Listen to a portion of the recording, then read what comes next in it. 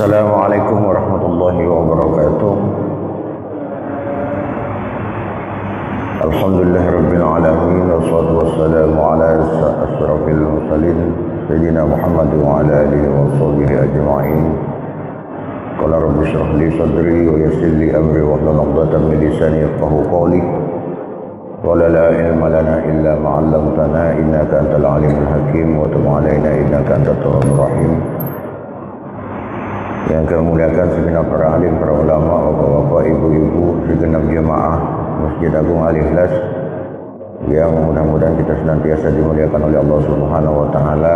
Alhamdulillah, puji syukur kepada Allah Subhanahu wa taala, pada malam hari ini kita kembali dapat melanjutkan kajian kita kitab Daqaiqul Akhbar yang pada pertemuan sebelumnya kita telah menyelesaikan bab yang ke-6, yaitu tentang jawaban ruh atau sanggahan ruh kepada malaikat maut. Malam ini kita memasuki bab yang ke-7, Al-Babus Sabi'u fi Dzikri Jawabil A'dha'i. Bab yang ke-7 itu di dalam menjelaskan jawaban anggota badan kepada malaikat maut ketika nyawa kita akan dicabut oleh Allah Subhanahu wa taala. Jadi malaikat maut itu ketika mau mencabut nyawa kita, tidak serta-merta dia itu mencabut sebelum dia itu tanya jawab dulu dengan anggota badan kita. Dan ini dalam tanda petik itu adalah kepada orang-orang yang beriman, kepada orang-orang yang ahli ibadah kepada Allah Subhanahu wa taala. Wabil khabari, dan dijelaskan di dalam sebuah hadis, idza aradallahu ta'ala, ketika Allah Subhanahu wa taala berkehendak, qabida ruhal abdi, untuk mencabut ruhnya seorang hamba, yaji'u malakul mauti min qibalil fami, kemudian akan datang siapa malaikat maut dari arah mulut. Tujuannya apa? Liyaqbidaruhahu, untuk mencabut terhadap ruhnya seseorang. Man fayakhruju dzikru min famihi, ketika malaikat maut akan mencabut ruh seseorang itu dari mulutnya, kemudian dari mulutnya keluar zikir. Fayaqulu, kemudian mulut itu berkata, la sabila lak, tidak ada jalan bagimu, min hadal jihati, dari arah ini. Jadi kalau orang ketika hidupnya dia ahli zikir, ahli wirid kepada Allah, maka nanti ketika akan dicabut nyawanya oleh malaikat maut dari mulutnya, maka mulutnya akan membela dengan berzikir. Akhirnya malaikat maut tidak jadi mengambil nyawa dari mulutnya. Fatalama ukhra lisanuhu fi dzikri rabbi. Fatalama ini dari asal kata tola. Tola itu fi'il madhi, berarti panjang. Ma itu makafah namanya. Jadi kalau fi'il madhi bersambung dengan makafah, maka berarti di sini selalu, terus menerus. Maka dia tidak butuh fa'il, Pak. Jadi patolama, maka terus menerus. Ajra lisanuhu, berjalan apa lisannya, lidahnya. Artinya berjalan, maksud di sini adalah selalu berzikir. Fi dzikri rabbi, dalam berzikir Rabbi, terhadap Tuhanku. Melihat kejadian ini, kemudian fayarji'u malakul mauti ila Allah ta'ala, kemudian malaikat maut kembali kepada Allah, melapor kepada Allah Subhanahu wa taala. Mau dicabut dari mulutnya tidak bisa, keluar zikir dulu. Apa yang dikatakan malaikat maut? Fayaqulu ya Rabbi, wahai Tuhanku, abduka qala kada wa kada, ini hambamu yang kau perintahkan untuk dicabut nyawanya ini begini nih, seperti tadi itu selalu zikir. Fayaqulullahu ta'ala, kemudian Allah berfirman, ikbit min jihatin ukhra. Oleh karena kalau tak bisa dicabut dari mulutnya, cari dari jalan lain untuk mencabut ruhnya itu. Fayaji'u min qibalil yadi, kemudian datang lagi malaikat maut kepada orang itu, ingin ngambil nyawanya lagi dari arah tangannya. Fatahurujus sadaqatu, ketika akan mengambil ruh dari tangan, maka keluar sedekahnya, pahala sedekahnya keluar. Fataqulu la sabila lak ilaihi, tidak ada jalan bagimu ilaihi terhadap ruh itu. Fa innahu, karena sesungguhnya orang ini, sesungguhnya dia tasaddaqa, selalu bersedekah, bi denganku, kata tangan, katsiran yang banyak, wa masahabi, dan dia memegang bi denganku ini, kata tangan, ra'sal yatim, terhadap kepalanya anak yatim. Maksudnya apa? Suka menyantuni anak yatim. Cuman kalimatnya di sini masaha ra'sal yatim, memegang kepala anak yatim. Itu istilahnya, tapi yang dimaksud mengayomi. Mungkah cuman megang-megang tuh apa ya Pak Haji? Wa kataba bil qalami, dan dia yang selalu menulis ilmu, tangannya itu. Wa daraba bis sayfi a'naqal kufari, dan dia pula yang telah memutuskan leher orang-orang kafir. Artinya orang ahli berperang di jalan Allah Subhanahu wa ta'ala. Jadi mulut tak bisa, nyawanya mau diambil dari mulut tak bisa, diambil dari tangan juga tak bisa, dibela oleh sedekah dan amal kebaikan yang melalui tangannya. Cuma yaji'u ila rijli, ketika dari tangan tak bisa, kemudian malaikat mencoba mengambil, datang mengambil dari kakinya. Fataqulu, kemudian kakinya berkata, la sabila laka min qibali, tidak ada jalan kamu, malaikat maut akan mengambil ruhku dari kakiku.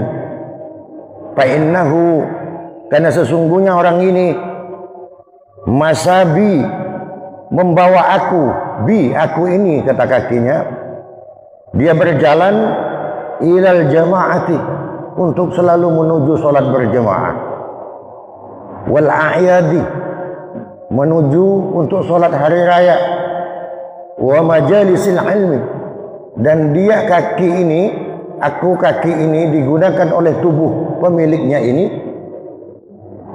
untuk datang ke majelis-majelis ilmu, wa ta'limi, dan majelis-majelis taklim.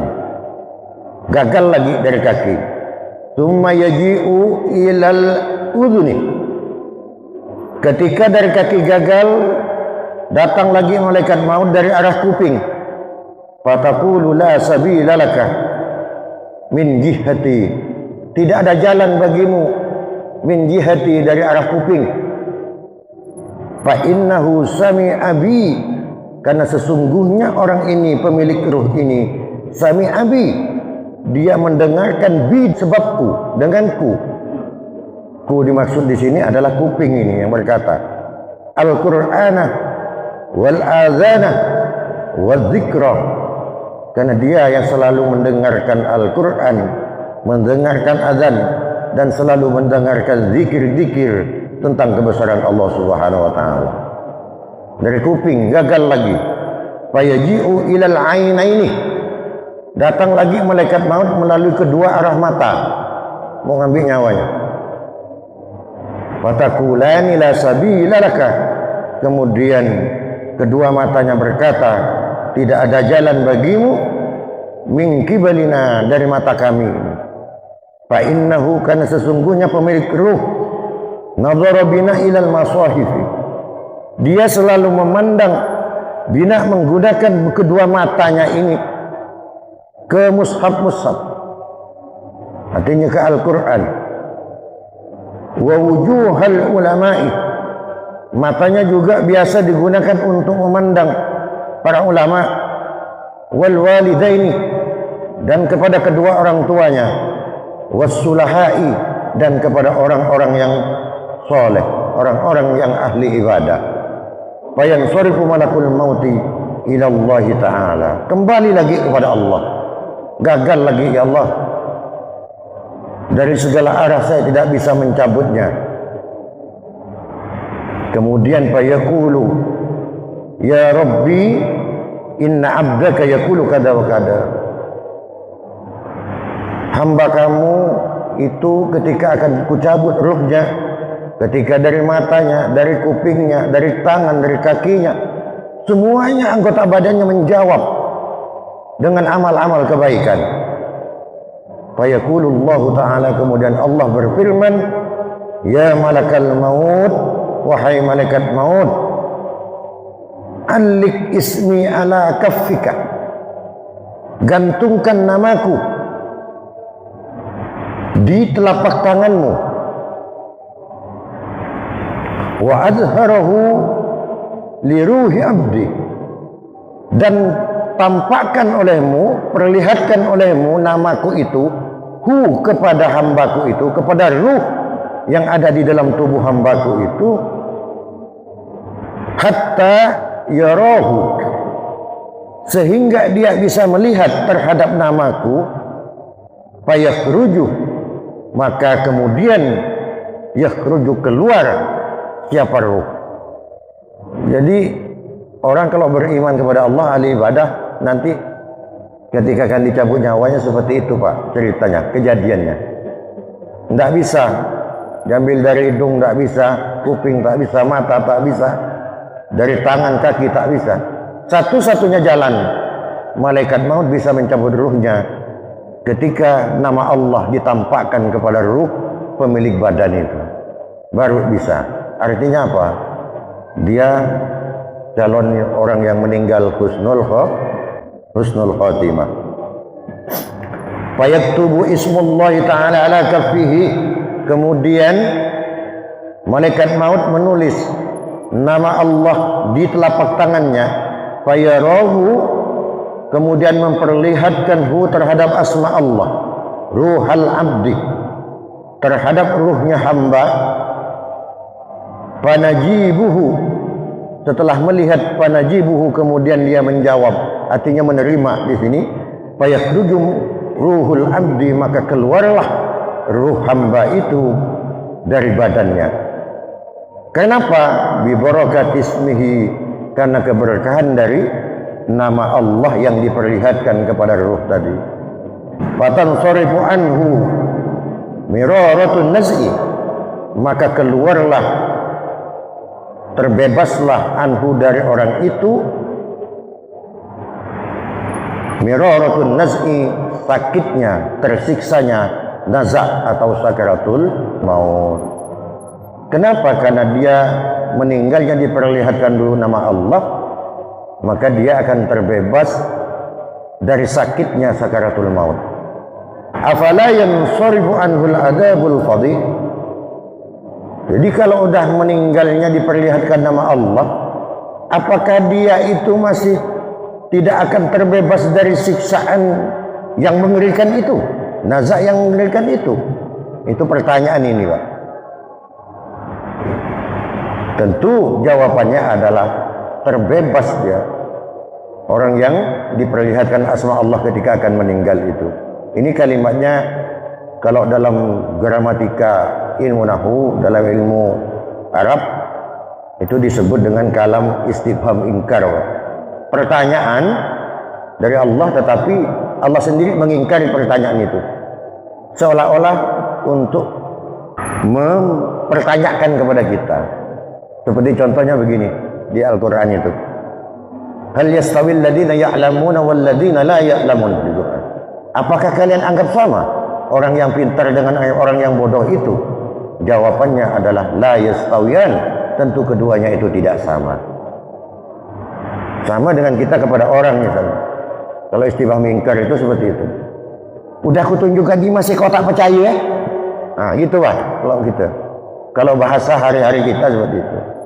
Itu kalam istifham ingkar namanya kalau di dalam ilmu kitab. Wa idza kutiba ala sudurihim, dan ketika ditulis Artinya tertancap, tertulis fi sudurihim, di dada-dada mereka orang beriman. Artinya ismullahi ta'ala, nama Allah subhanahu wa ta'ala, liqaulihi ta'ala, karena ada firman Allah subhanahu wa ta'ala, afaman sarahallahu sadrahu lil islam fa huwa ala nuri min rabbih.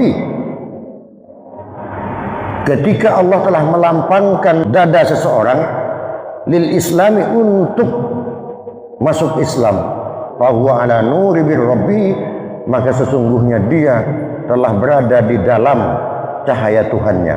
Artinya orang yang dadanya lapang, orang yang dadanya penuh terisi dengan zikir kepada Allah Subhanahu wa taala, maka orang itu akan mendapat cahaya perlindungan dari Allah Subhanahu wa taala. Afala yansarifu minhumul adab, apakah masih berlaku siksa bagi orang seperti itu?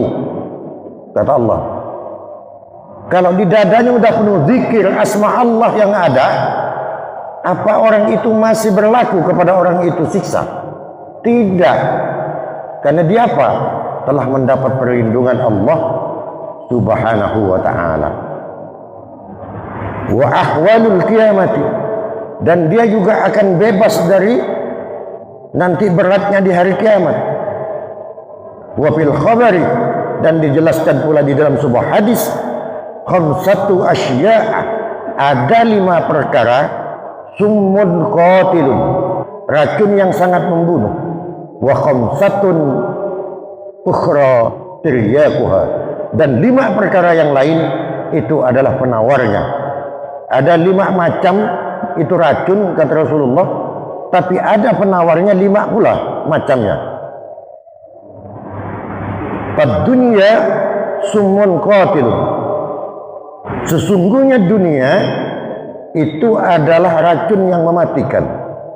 Wa zuhdu, sedangkan sifat zuhud itu adalah tiryaquha, penawarnya. Jadi dunia ini dimaksud racun yang mematikan ini adalah orang yang lupa kepada Allah, lupa kepada kewajiban hanya karena urusan dunia. Kan banyak orang karena demi urusan dunia lupa sholat, lupa puasa, lupa kewajibannya kepada Allah. Ini yang dimaksud, Pak. Bukan berarti kita tak boleh cari dunia, tapi orang yang menghabiskan seluruh waktunya hanya untuk urusan dunia, maka itu disebut summun qatil, yaitu racun yang mematikan. Maka penawarnya adalah zuhud. Zuhud artinya tidak terlalu terfokus ke dunia, ada keseimbangan, tasamuh antara dunia dan akhiratnya. Wal malu summun qatilun, dan adapun harta summun qatilun adalah racun yang mematikan.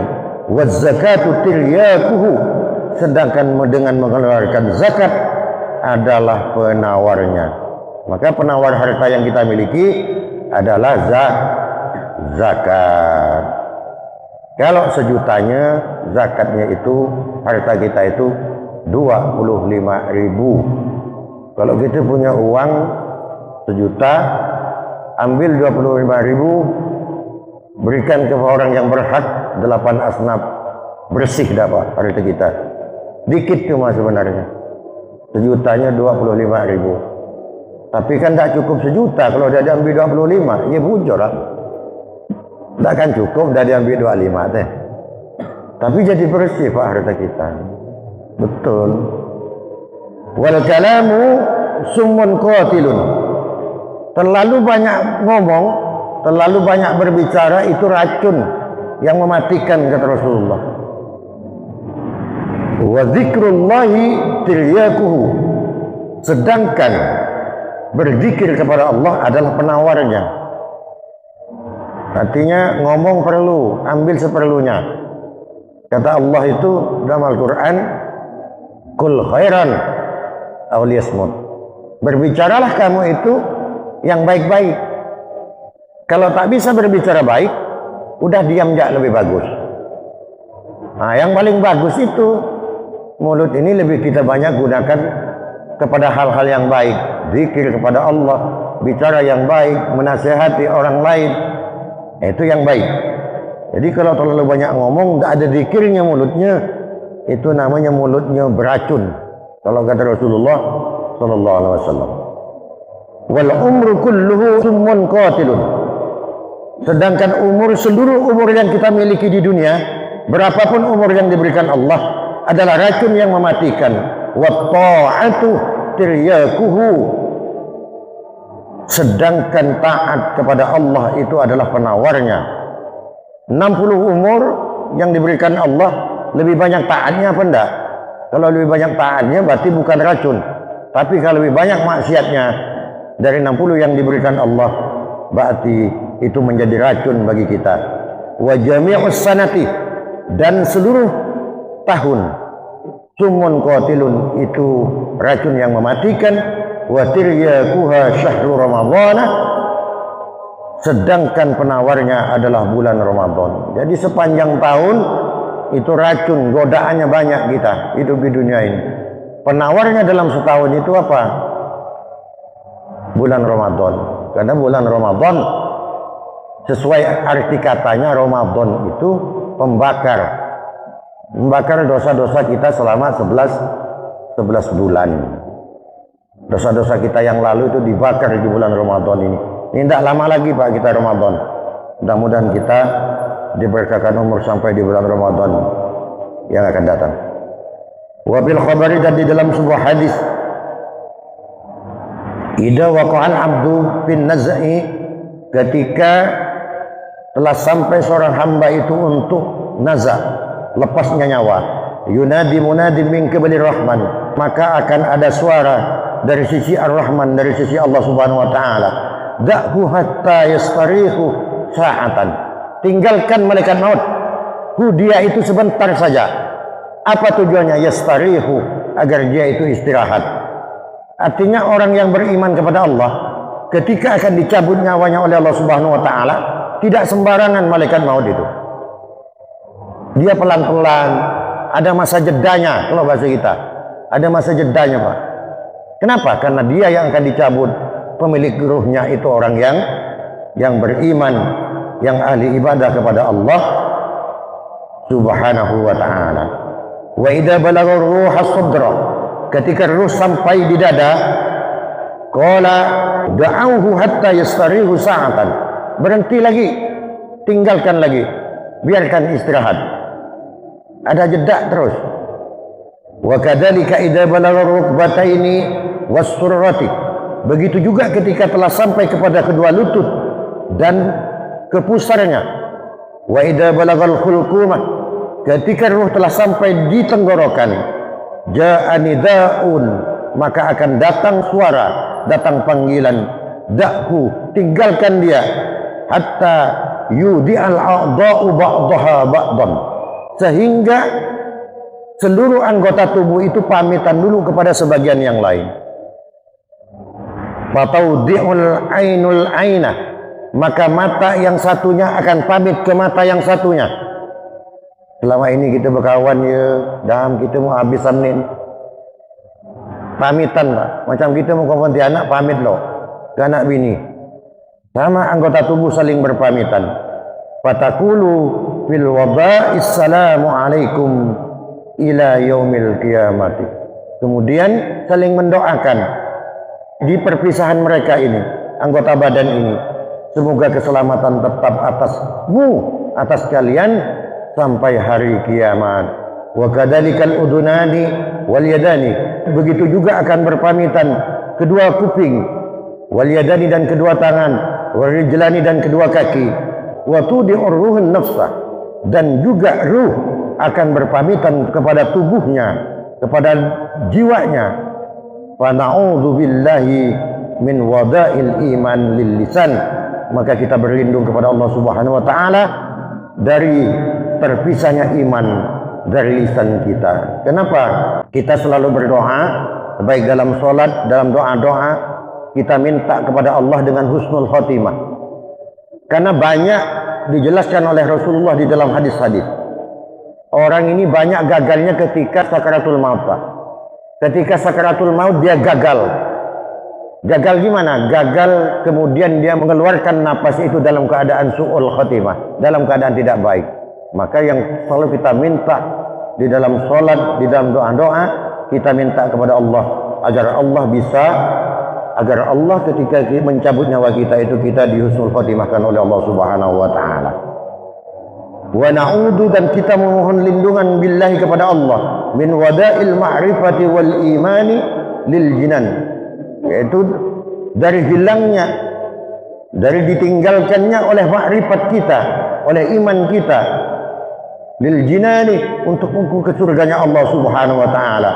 Fatabqal yadanu bila harakatin, setelah ruh itu keluar dari dalam tubuh manusia, fatabqal yadanu, maka akan tetap kedua tangan, bila harakatin, tanpa gerakan, warijlani bila harakatin, dan kedua kaki tanpa gerakan, wal ainani bila nadrin, mata juga sudah tidak bisa melihat, wal udunani bila sam'in, dan kedua kupingnya sudah tidak bisa mendengar, wal badanu bila ruhin, dan badannya tidak ada ruh lagi, tidak ada nafasnya lagi, walau baqal lisan, meskipun masih lisannya, bila iman, dengan tanpa iman, wal qalbu bila ma'rifatin, dan hati tanpa ma'rifah. Fakaifa yakunu halul abdi, bagaimana keadaan seorang hamba fil lahdi, ketika nanti berada di dalam kubur di liang lahat, la yara ahadan, yang tidak akan melihat satu apapun, la aban, tak melihat bapaknya,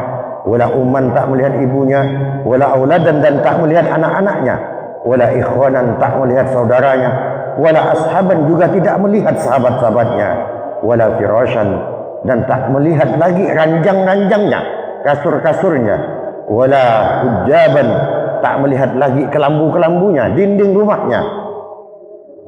Falau lam yara rabban kariman, ketika dia tidak mengenal Allah.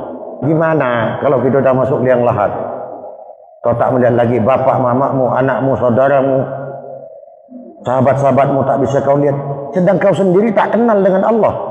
Artinya di dunianya tak pernah sholat, tak pernah puasa, tak pernah ibadah. Bagaimana kita nanti di dalam kubur itu menghadapi itu semua, ketika kita jauh dari Allah, ketika kita masih hidupnya?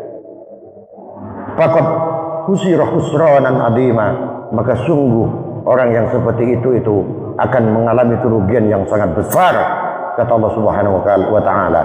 Wa qala al-Imam Abu Hanifah, dan berkata siapa Imam Abu Hanifah, aktsarama, yang terbanyak dari manusia itu, yaslubul iman, kehilangan keimanannya, minal abdi, dari seorang hamba, waqtan naz'i, yaitu pada saat dia nazak, ketika dia sakaratul maut. Hafidhunallahu wa iyyakum min sulbil iman. Semoga, kata Abu Hanifah ini, kita semua diselamatkan dari kehilangan iman saat kita sakaratul maut. Amin ya rabbal alamin. Ini jawaban anggota badan ini kepada malaikat maut ketika orang yang beriman yang akan dicabut nyawanya oleh Allah Subhanahu wa taala. Jadi pada intinya kita berharap dari semua panca indera, segala tubuh, segala anggota yang ada di badan kita ini, Pak, semuanya bisa kita gunakan untuk beribadah kepada Allah Subhanahu wa taala. Kadang kita lupa, kadang kita mengeluh kepada Allah ketika kita tak punya duit saja. Tapi kita lupa bahwa rezeki yang lain, nikmat yang lain diberikan oleh Allah Subhanahu wa taala. Sebagai contoh, kita bernafas ini.